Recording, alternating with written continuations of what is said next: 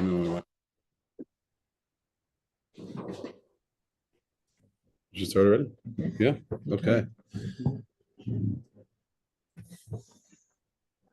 All right. Okay.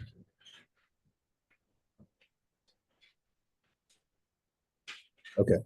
So first of all, לכבוד האכסניה. I want to thank Alex and Rachel for hosting. As it's not a small deal, especially on a weeknight. And in general, to thank Eretz Chemda for facilitating so many shiurim and so much personal growth, especially in advance of Pesach. Sometimes when we give a shiur, so this is the one from Rachel, I guess. Let me yeah. Okay.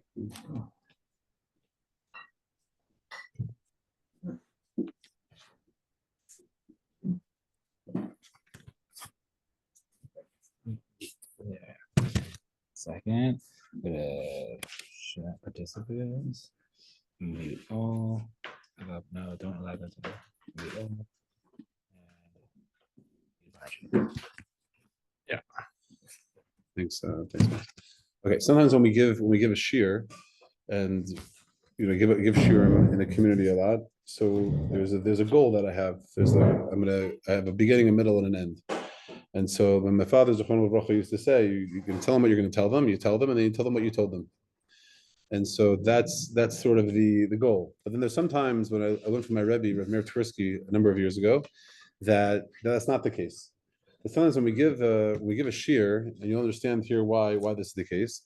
Sometimes when we have a shiur, the goal is really just to begin a conversation in the context of the shiur, and then throughout the rest of the week, the rest of the time period until whatever the time might be that's relevant for the shiur then is lived, and it's in that space after the shiur is done where the impact of the shiur is felt and where the lessons are really learned. And that's what I really want to do tonight. What I want to do tonight really is two things primarily. One is really share with you a small insight into the Haggadah, but in order to appreciate the depth of the insight, we're really going to spend the vast majority of our time studying the philosophy, the psychology, the relevance of different types of loneliness, which you'll understand hopefully in a deep psychological way when we're done with the conversation tonight. A heavy dose of psychology and a small dose of the Seder, but I think that heavy dose of psychology will enhance our Sedarim, each of us in his or own specific way. So one of the later editions that we have, the Haggadah developed over time, over thousands of years. The Haggadah developed. We go back to the time of the Mishnah, time of the Gemara, much later to the time of the Gaonim, and then even beyond that. And we open the part of Magid, which is probably the longest part, maybe the central part of the Haggadah, with this interesting sort of paragraph, a song that we sing, that was written in Aramaic. The latest time that it was added was in the time of the Gaonim. So let's say it was added to the Haggadah in the 800s, let's say, in that ballpark. So I'll give you an example in source number one. It's a little different than the version that we have nowadays. This is from the Haggadah of the Seder of Amram Gaon. Amram Gaon lived in the 9th century, somewhere in the 800s. And so in source number one, this was the version of Halach Ma'anya that he had. I'm going to translate. So we're about to say Magid, we're about to say Manish Tana. Halach Ma'anya da'achalua v'asana ba'arad Mitzrayim. This is the poor man's bread that we ate, that our forefathers ate in the land of Egypt. Kol dichvin yeseh v'yechol. Anyone who's hungry should come and eat. Kol ditzrich. Anyone who's needy yeseh v'yesach should come and participate, presumably in the Pesach Seder. Hashta hacha. This year we're here. Here's a little bit of a difference than we had. This original is written in Aramaic. We have it in Hebrew. Hashta hacha l'shata da'asya ba'arad Yisrael. In the future years we're going to be in the land of Israel. Hashta hacha avde. Now we're avadim. We're slaves. The shata the asya b'nei chorin. In the future, we're going to be free people, and this is how we open the entire story of Magid. It's how we open, I would say, the centerpiece of our Haggadah. And it's troubling. Does anything bother you about this, in any level? Anything that bothers you about this addition? And there are a lot of things that can bother you about it. And the logistics of saying, okay, now that we're sitting here in our house, everybody's invited. Right. Like, who we cut? That's right. So Max, you're already in your house, and Alex, you're in your house, and whatever. And then suddenly I come at my table and I say, by the way, you need a place, Max? And you're like, ask me, now, right? That's why it's relevant. It's relevant, 3 weeks before the Seder, 4 weeks before the Seder. But the night of the Seder, it's completely disingenuous. Who are really invited? Kol dichven yesev yechol, who are we talking to? It's a very strange addition. What else? Could be anything. Anything else in The double lashon? the double lashon. What are we adding? What are we communicating by adding kol dichven yesev yechol? Remember, this is, let's say, this is added well after there was a korban pesach, presumably not relevant to the korban pesach. Kol dichven yesev yechol. Anybody who's hungry should come and eat. Anybody who needs to have pesach should come and have pesach with us. What's the double language? And the third I'll just add is that why do we open with this? Like what about this is going? Why is this the entree into our Haggadah? We're about to say Manishtana. That's a good entree. Start with Manishtana. Why is this night different? Or wow, this night is different. However you want to punctuate that sentence. But Halach Ma'anya, it doesn't really belong here. Like it's the placement of it. Why is this here? Maybe going back to Max's first question. So maybe it should be before the Seder starts, right? We're about to make Kiddush. We're about to sing Kadesh Rachatz, and then okay. But these are things that should bother us. This is a part of the Haggadah we say every single year. It's striking. We sing it. We do something. We lift. We move the maz. Whatever. There's something we're doing. But these are things that should bother us. Generally, those who come to my stream know that we should let things bother us, because when we let things bother us, that's where we begin to see the depth of what we encounter in all of our tradition. But certainly here it would apply here as well. Why do we say we're Avadim? Correct. Are we really Avadim? Right. Hayinu. No, hashtahacha. Right. B'nei chorin, there's an element of servitude that's alluded to, certainly. Okay, fair. And then what's the time? Right. So we're gonna all these questions should bother us. We should be. This is only one line, but it's not. Sometimes at the Seder, we have like a Dvar Torah that bothers us at the Seder. The problem is that if you do that at the Seder, we're a little late, because then we can't really appreciate it when we actually say it. Usually everybody's hungry, and then the one kid who has a really good Dvar Torah and Halach Ma'anya is going to get shushed by his brothers or maybe by his sisters or whatever, because the other kids, they want to get to, they want to get to the last to Shulchan Aruch. I'm saying like anything, anything but this. Like, don't start. Don't be a front heavy. We have a lot of Dvar Torah like Halach Ma'anya Manishtana, and then it peters out. By the time we get to the end of Magid, usually there's very little left. So that's why we'll talk about it now, and hopefully you won't even have to talk about it at Seder itself. But in order to have a depth of an answer, so I want to take you on a little bit of a tour through understanding, which I think is pretty cool. You'll tell me if you think it's cool or not. An understanding of loneliness, different types of loneliness, antidotes to loneliness, the impact of loneliness, which is very fascinating, and then its relevance to us generally as Jews and specifically to the Seder. So the first is to understand, I want to define our terms.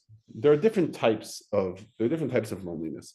When I say the word loneliness, what do you think? What do you think of when I say the word loneliness? What's the word that comes to mind? Anything? Do you have like a knee-jerk reaction? Anybody? Solitude. Okay. What else? Anything else? Anybody else? Different to different people. Very good. Yes. So that is the goal of what I want to show you. It's very different for different people. No, in a good way. That's what I want to evoke. That is correct. The idea of loneliness is very different for different people, and so we have to know what kind of loneliness we're talking about here. So I'll give you an example. Rabbi Soloveitchik's Shulchan Aruch on the Only Man of Faith. The Only Man of Faith was an essay that the Rav published in the 1960s. And actually it was instrumental in changing my life. When I finished high school, so I wasn't the most motivated student finishing high school, and I had a mentor of mine who actually lives in a sort of a Beit Avot that's very close to Shari Tzedek. And as a gift, when I graduated, he gave me the Only Man of Faith. And the problem was that I couldn't actually translate. It's written in English. I couldn't translate the English of the Only Man of Faith. So I had to read it once to translate the words. And then I read it again to actually understand what the words were saying. But it was transformative for me. And this is what the Rav writes about one type of loneliness. The Rav writes as follows in source number 2. The nature of the dilemma can be stated in a 3-word sentence. I am lonely. Let me emphasize, however, that by stating I am lonely, I do not intend to convey to you the impression that I'm alone. I thank God do enjoy the love and friendship of many.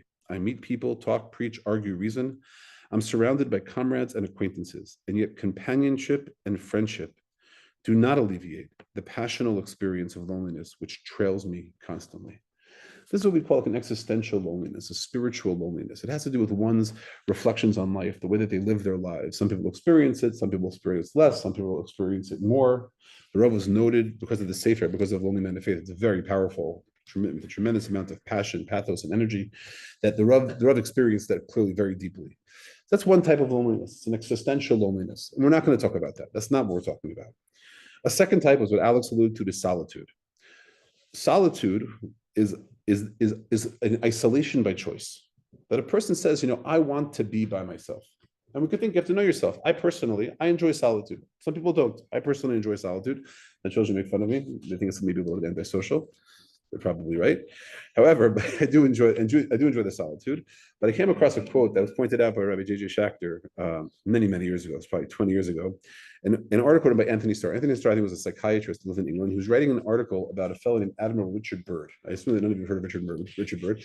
Richard Byrd was like an explorer, scientist who went to the Antarctic. Yes, wow, okay. So this is what he wrote. This is what Richard Byrd wrote about his experience in the Antarctic.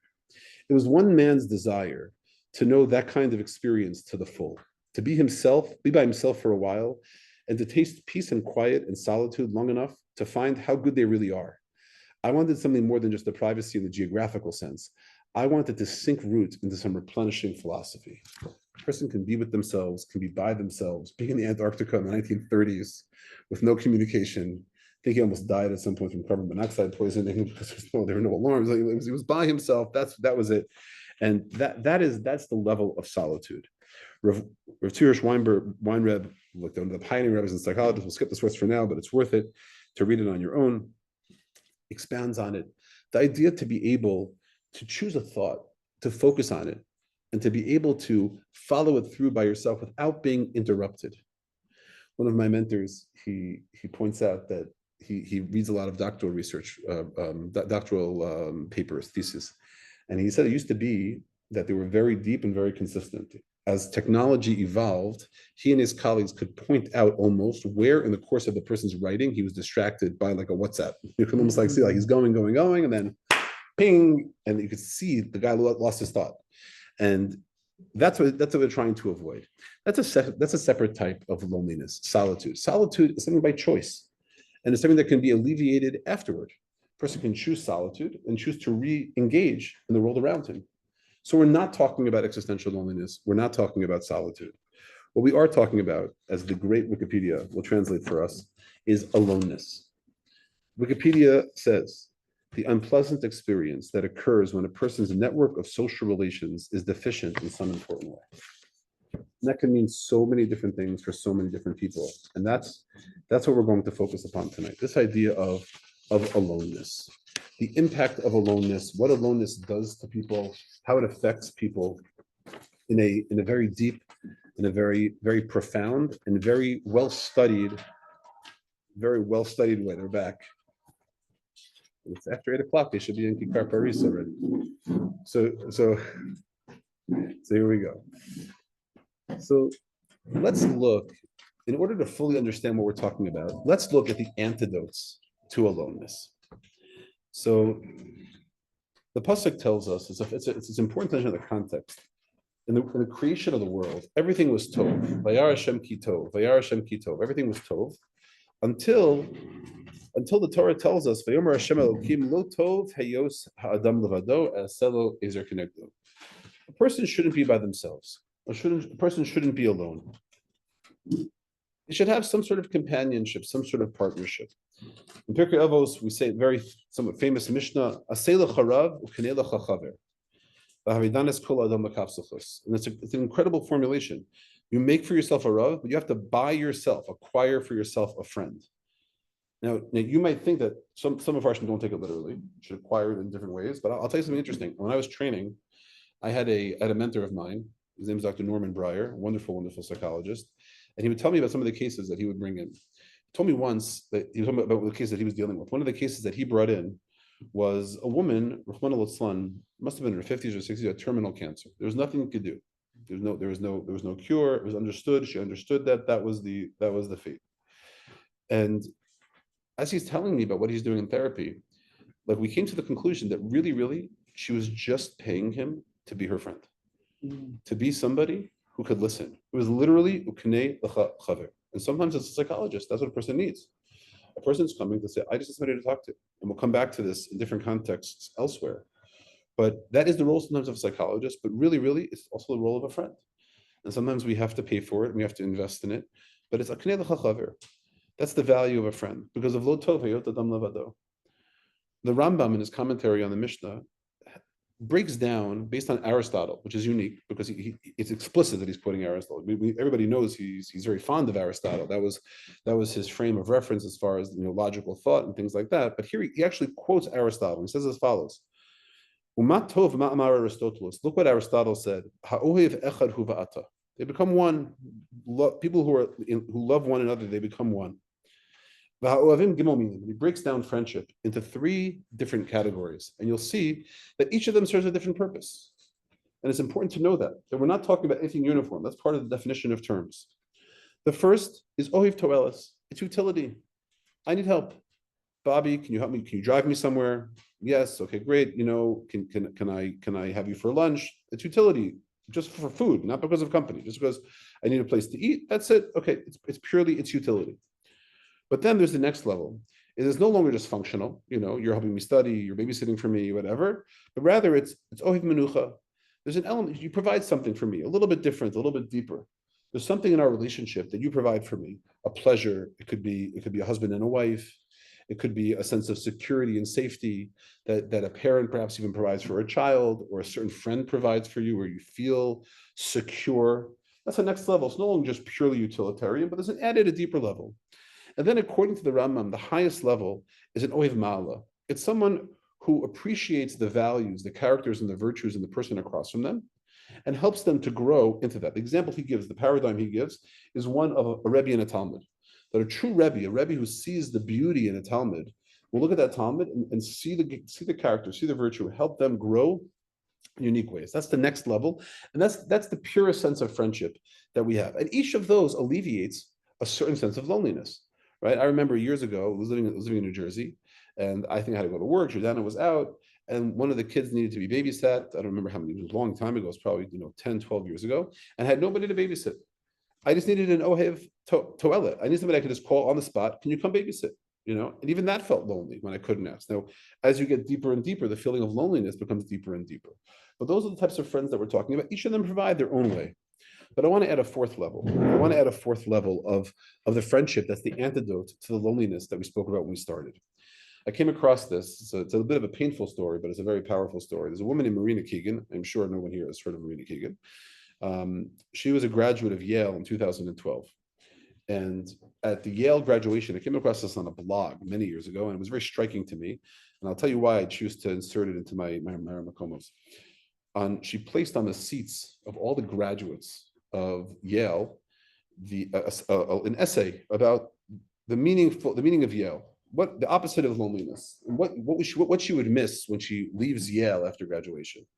Now, the reason why I included in my Mara Makomos is because unfortunately she died in a car accident 4 or 5 days after graduation, and I thought it was a zuchut to her neshama. Sounds like it could be a Jewish name also. It sounds like it would be a zuchut for neshama to share what I think is a beautiful insight, uniquely relevant to Pesach. We'll see. We'll tie this all together, bli neder. And in that essay that she gave out to all of her classmates on the seats of their chairs at Yale graduation, Marina Keegan wrote as follows: "We don't have a word for the opposite of loneliness," she feels. "But if we did, I could say that that's what I want in life. What I'm grateful and thankful to have found at Yale, and what I'm scared of losing when we wake up tomorrow and leave this place, it's not quite love, and it's not quite community. It's just this feeling that there are people, an abundance of people, who are in this together, who are on your team." That's what it means to not be lonely. And I would dare say that apply this sentence to the past year and a half here in Eretz Yisrael, and I would say that I would imagine that the experience of loneliness dropped because the sense of feeling like we're on a team has increased. That idea that there are abundance of people who are in this together, who are on our team, I think has increased exponentially over the past year and a half. I think that's a fourth level of friendship. It's a friendship that's not about utility, it's not about pleasure, it's not about character and virtue, but it's about a shared vision, a shared goal, a camaraderie, a teamwork that I think is unique. And if those who have experienced real teams would know that is what we experience. It's unique, and I think that's part of being part of Klal Yisrael. And these 4 types of friendship, shall we say, these 4 types of unique connection, they're the antidotes to loneliness. Now, why is it so important to have an antidote to loneliness? Because loneliness is absolutely fascinating. It's actually super duper well studied. Let me explain it. Can you have a guess? There are surveys that are done both in different nations and also internationally. So one study I actually came across it today. They did a survey of 55,000 people. That's a very large study. 55,000 people to get data from, spread out over all different worlds, all different countries, etc. What percent do you think say that they experience loneliness? Probably loneliness that we're talking about, not the existential, not the solitude. What do you think? What number do you think? 80%. What do you say? 80%. 80%. Interesting. Not that high, although there are some studies that do say that some people over the course of their lifetime will experience will get 8%. No, but less than that. 60 lower than that also. You guys are high numbers. It's interesting. Yeah. They say 35% of people automatically feel high levels of loneliness. That means 1 out of every 3 people that you encounter experience severe loneliness. Now that's a very high number. That study, that number roughly, statistically, if you run statistics, it's roughly consistent in all the studies that I've seen for people aged 45 and up. And then it increases as people get older, as one can imagine. And it also has a huge subset in what you call the millennials, 18 to 24. Super lonely, super well-connected, right? The most well-connected people we've ever had. Dr. Pelkovitz, Shalita, one of the great psychologists of our time, he quoted the name as his father, one of the best quotes I've ever heard from him. His father, Rabbi Raphael Pelkovitz, was the Rav of the White Shul for 50 years. It was a very special Rav. And so Rabbi Pelkovitz, Dr. Pelkovitz used to quote his father, Rabbi Pelkovitz, and used to say that we live in an era of information without knowledge and communication without connection. And this study bears it out. There's communication, but there's no connection. And so people just end up feeling, as they said in the title of the book, alone together. So now, why is that important? Because the fallout from loneliness is absolutely incredible. The impact, and I'll show you, I have some studies here that I found, and I was in one slides, I have PowerPoints. The impact of loneliness is extraordinary. There's a study, it's one of the longest studies that was ever done in 1938. I apologize if I'm boring you, but I really like the studies. There's a study that began in 1938 in Harvard, okay? It's the longest running study, I think, in history. It's still running till this day, 1938. They've had 4 directors of studies. They're now in their 87th year, okay? And what have they done? They started in 1938 with about 750, a little bit less people, about 200 and something Harvard guys. And they went to like the tenements, the incredibly poor areas of Boston, and they had around 400 and change. They're only men in Harvard at the time, so they had men there and men there. And what they did was they trailed these people over decades and decades. As of like 6 or 7 years ago, there were still 60 survivors from 1930. They were in their 90s who were still there, and they tested them as the tests got more sophisticated. They would do scans and they would do interviews. As the technology increased, so did the studies.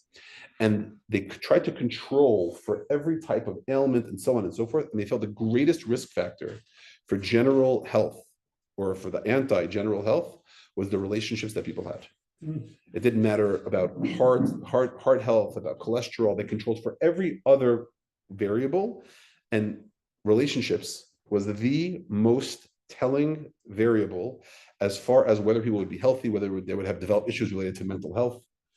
It's an incredible study, still active. You can look it up online. I think it's called the Harvard Adult Development Study or something along those lines. And so we study loneliness, and the impact of loneliness is extraordinarily profound. It's a deep impact. And so the level the antidotes that we have for loneliness are very important, because there is even a it literally sounded like, at first it sounded like some Harry Potter. There's the division, there's the what do they call it? The units in Harry Potter, like a department. It's a department of loneliness in the UK. It's dedicated just towards alleviating loneliness. They invest $3.1 billion into the health costs of loneliness just in the UK. So you give a sense of what the impact is, because there's a huge health impact, because as the health impacts people's well-being, as the loneliness impacts people's well-being, it impacts public health, it impacts finances. There's so many ways that and to the degree that we can alleviate it, both on the individual level and then also on the national level, it's crucial. Not only that, we see that kids who experience social isolation, we can track them they have greater chances, greater likelihood of having adult health complications as well. You can do so much research about the impact that loneliness has. And then the most basic, most human reason is that when people are lonely, it's very painful. It's very painful. People who are lacking that connection, whatever it may be, and there are different categories. I like to break it into two different categories. One is like a whole situational loneliness. It could be a person is a widower or widower. It could be a person is single. It could be a person experiencing infertility. It could be a person who has, any type of situation in their life that leads to it. And then there are things that are more chronic, sort of in a certain way, not because of the situation, but because of something in the person themselves. It could be something like a child with special needs. There could be somebody who struggles socially. We call it maladaptive, social responses, things like that. But whatever it may be, the impact of the prevalence and the impact of loneliness and aloneness in this way is extraordinary. It's widespread, and it has to be addressed in some way, in any of the ways that we have to alleviate it based on the friendships, the connections that we mentioned earlier. So with that, and don't worry, we will come back to the Seder. We will come back at some point to the Seder. But you'll appreciate the vort of the Seder when we're done with this. So what can we do? So I want to share this, and this is part of the growth that every community has to have, and I feel strongly about it. Especially I think in the city. We live in Israel. It's a big city. People can get lost very easy in Yerushalayim. People have a hard time finding their place. So the Rav, he gave a lecture in 1976. It was published in 1978. This tradition of 1978. And he shares the following fundamental principle about giving. And he says as follows: God, in source number 10, in order to make room for the finite world, employed midat hatzimtzum, the method of self-contraction or self-limitation. He withdrew, and by engaging in a movement of recoil, he precipitated empty space for the world. Otherwise, the latter could not have come into existence, since it would have been swallowed by infinity. Thus, we may suggest the following equation: creation equals recognition equals withdrawal equals an act of sacrifice. Now listen to this. The same is true of man. If a lonely man is to rise from existential exclusiveness to existential all-inclusiveness, then the first thing that he has to do is recognize another existence. Listen to how deep this is. Of course, this recognition is, eo ipso, a sacrificial act. It takes an element of human sacrifice. We're giving of something. It could be our temperament. If a person is more introverted, to force themselves to be extroverted. It could be a person needs to sacrifice their financial needs. It could be a person sacrifices their time. Whatever the sacrifice may be, each person on their own. A sacrificial act, since the mere admission that a thou, meaning another, exists in addition to the I, is tantamount to simsum, self-limitation and self-contraction. A community is established the very moment I recognize the thou and extend greetings to the thou, to allow another person to exist in space. That is absolutely crucial. It's hard to fully appreciate that. And that the idea that in order to make someone else feel good, sometimes, or as the Rabbi would say, always, takes an element of sacrifice, whether it's in an individual relationship, and certainly when it's in a communal context, like we're speaking at here. Number two is the community. There are many interventions, and this is where the community here, we're thank God, in our show, I think, very community-minded, but we can always be more community-minded. I'm going to give you wild examples of community-minded initiatives in a moment. So Rabbi Lord Jonathan Sachs, he writes as follows. He says that back in the 1960s, there was a scholar, Philip Reif. This is actually such a deep insight. He made an observation about the difference between traditional and contemporary therapies. People have always known that tragedy, bereavement, crisis, etc., that a person will turn an individual in upon himself. A person will seclude, will self-isolate. And in traditional societies like ours, that's ours is included, the cure is to reintegrate the individual in the community. Listen to this underlined section. In Judaism, and doubtless in most other religions, the community takes it upon themselves to visit the sick, to comfort the bereaved, to give hospitality to the lonely, etc. The therapy comes in the knowledge that the sufferer is not alone. Indeed, the first time the phrase "not good" that we mentioned appears in the Bible, it is in the sentence, "It is not good for man to be alone." And he goes on to contrast it to modern therapies. It goes back to Rousseau. We live in a world of self-help, where instead of turning to others, we try to help ourselves. So he says in the underlined section, but sometimes staying within the self is not a cure, but it's the problem itself. And one of the great blessings of religion is that it moves us beyond the self. It bonds us to others and to God. It trains us in the habits of loving kindness. It teaches us relational intelligence. It sustains oases of community, etc., sometimes along with self-help.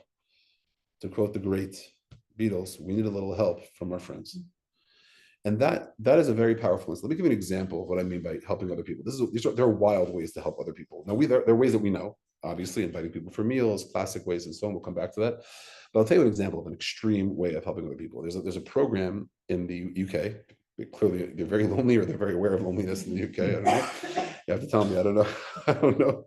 But they have a program called the Silver Line. I assume you've never heard of the Silver Line. The Silver Line is a call-in hotline usually for I think you have to be aged 55 and older. I think that's what it's for. And this is all that it is. Somebody who's 55 and older who needs someone to talk to. So it could be, let's say, a person is in their 70s, they're by themselves, and it's their birthday. And they're used to somebody singing happy birthday to them, but there's nobody in their life to sing happy birthday to them. So they'll call the Silver Line. They'll say, "Hi, my name is Alex. I'm 74 years old today.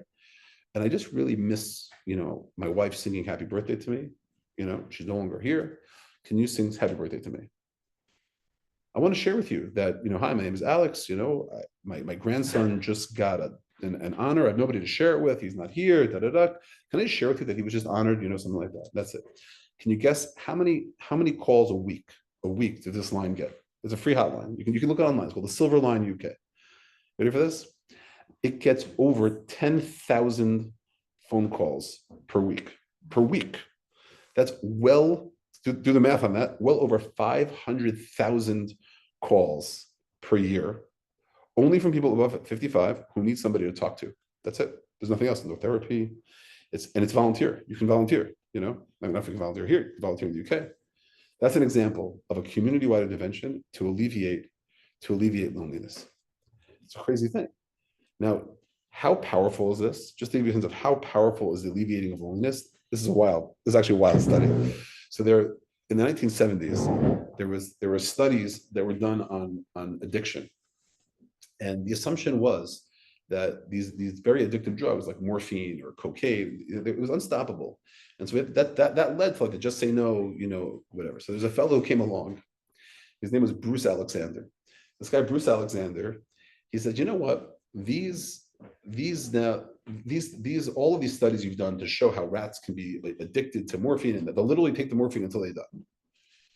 So he said that they're flawed. They're flawed in one way. They're flawed because you're taking a rat, just a rat or a mouse, or I think it's a rat, you put it in a cage, you lock the rat in the cage, and it's all it is. It's either water or morphine. He said, but what about if there are other rats? What if the rats had friends around? So this morning. Rats are very social. So I didn't know that. See that, Max? Look, Baruch Shekivanti. So now we know that from Max in the podcast. And Max, the rats are very social.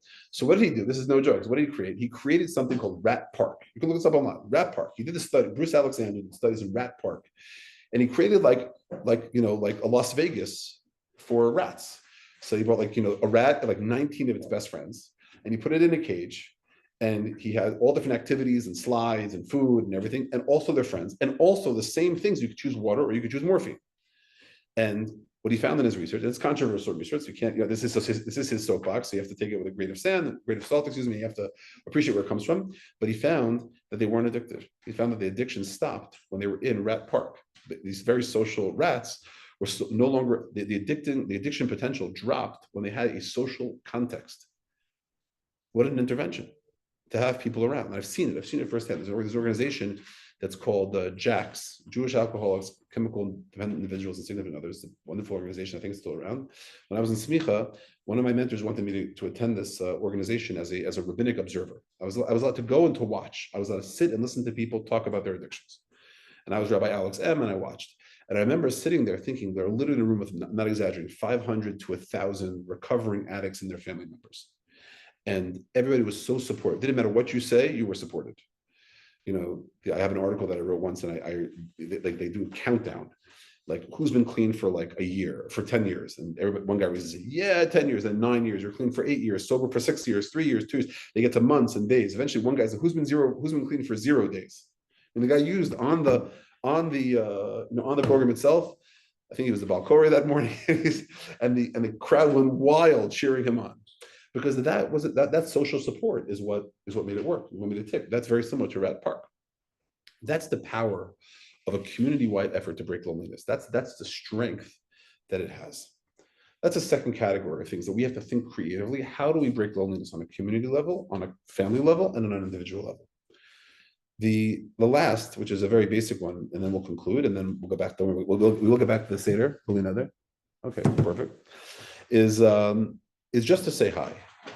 This is one of the most important, and I think we're actually very good at it in our shul, but we could always be better about it. Is as follows. This is one of the most important quotes in that same essay, the community. So the Rav writes as follows: the halacha has attached great significance to casual greetings exchanged between two individuals. Rabbi Chelbo said, if a friend greets him and he doesn't return the greeting, he's called a robber. For it is said, it is like you've eaten up the vineyard and spoiled to the poor in your houses. What message does shalom convey, if not encouragement and solace to the lonely and distressed?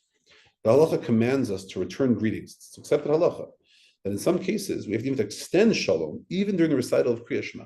That's an incredible thing. We're willing to violate, very similar to what we have like Avraham Avinu going to the Malachim, even though HaKadosh Baruch Hu's presence was there. We have a similar idea that we're saying the Shema, we're in the middle of the Shema, we see somebody come in, you can say hello to him. That's an incredible thing. And listen to what he writes. To recognize somebody by greeting him or responding to a greeting does not contradict the performance of the Kabbalah Salon Shemaim. Halacha says to man, don't let your neighbor drift along the lanes of loneliness. Don't permit him to become remote and alienated from you, even when you are busy reciting Shema. And he concludes, look at this, listen to how powerful this next one is, also from the same essay. Quite often a man finds himself in a crowd among strangers. He feels lonely. No one knows him. No one cares for him. No one is concerned with him. It's an existential experience. He begins to doubt his worth, ontological worth.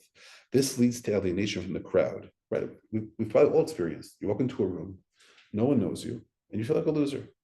You sit on the side. You can't really mingle. Either you're not so extroverted, or you just feel overwhelmed, or it's awkward. You don't know how to integrate. Host of different reasons. But the bottom line is, it just makes us feel so bad. And this leads us to alienation from the crowd surrounding him. And suddenly someone taps him on the shoulder and says, hey, aren't you Mr. So-and-so? I've heard so much about you. In a fraction of a second, his awareness changed. An alien being turns into a fellow member of an existential community. What brought about the change? The recognition by somebody, the word. To recognize a person is not just to identify him physically, it is more than that. It's an act of identifying him existentially as a person who has a job to do that only he can do properly, to affirm that he is irreplaceable. And to hurt a person is to tell him he's expendable, that there's no need for him. Listen to that value, something, a simple gesture as to say hello to somebody. I learned from one of my children, will walk along immigrant fight him. Every time he sees somebody, like I almost got into accidents sometimes because of it, because it'd be like, he'll see somebody outside the window and he'll want me to stop the car. And I say, you see that person? And I don't know who that person is. Stop the car, say hi, say hi. And I'm like jarred because he's so, but it's such a beautiful midah, because when that person's face lights up, that somebody recognized them. That's an incredible midah, and that's an antidote to loneliness. So now let's review quickly, and then we'll come back to the Seder as I promised we would. Loneliness comes in different flavors: existential, solitude, aloneness. And the antidote to that is a certain type of friendship. It could be a friendship that's utilitarian, a friendship that's drawn on a deeper connection. It could be based on character and virtue, that we see just beautiful qualities that we want to share and strive with. It could be like we described from Marina Keegan, that it's something that we just experience being on a team, that we're all in this together. They're all antidotes in many ways to loneliness. And it's crucial to know those, because each one of them serves their role. And because of the prevalence and the effects of the loneliness on people in general, anybody who's experienced it deeply can relate to it. So we have to fight. We have to fight against the loneliness. We have to make sure that we live in a community, in a world where loneliness is limited and mitigated. And so to that, we have to realize it takes effort and sacrifice. Don't be afraid. We have to create community initiatives, which we've started. We have, Baruch Hashem, as the shul continues to grow. I have no doubt that we'll continue that. And understand that even the small gesture, like just saying hi itself, is an antidote to that loneliness, and it can carry a person the week, the month. It's an unbelievable thing. So now let's go back to the Seder. With that deep dive for the past 30 minutes into what it means to be lonely, what loneliness is, we asked basic questions. We said, why is halach ma'anya the entree into the Seder? It's disingenuous. Max is already eating his Seder. Alex is there. We're all at our own place. What do you mean? I'm sitting in my own house. I'm saying, who am I talking to? Who's going to come to my Seder? We're already sitting at our Seder, number one. That's why we have to have this year tonight, so we can act on it, not at the Seder. Second question, what about the double language? And then why is this an introduction into Magid? Of all the questions that we have, this is so important to understand. Why are we framing the entire Maggid story by Halach Ma'anya? And one last time, let's return to the Rav. So the Rav had many books that were published posthumously after he passed away. And this is one of them, Festivals of Freedom. And so source number 13, this is direct from the Rav. The meal as the medium through which, it's such a deep insight. It's on so many levels. The meal as the medium through which the individual, breaking out of his encasement, finds the vow. The ceremonial of the Passover meal, centered around the Paschal Lamb, aims at the emergence of a new chesed community. For chesed is the characteristic mark of the free man. The bondsman, if you're enslaved, and we can relate to it nowadays ourselves, when we are going through a difficult time, it is so difficult to think of another person. Mhm. When we're going through whatever the struggle might be, an individual struggle, a struggle, Rahman al-Islam, with family members or health or anything like that, or just an existential struggle, a person's reflecting, they're growing. It is so difficult in those moments to stop for a moment and think about another person. So imagine being a slave, just freed, or being enslaved for 210 years. The bondsman is not spiritually capable of joining the chesed community because he's too much concerned with himself, too insecure, too fearful as regards to the morrow, too humiliated to think of someone else, too frightened, too meek. Only free and proud people think of others and share with others. God did not need the Paschal Lamb.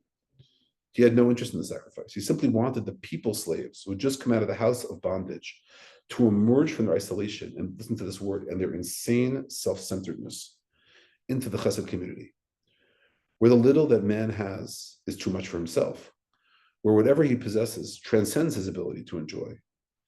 And these are the lines.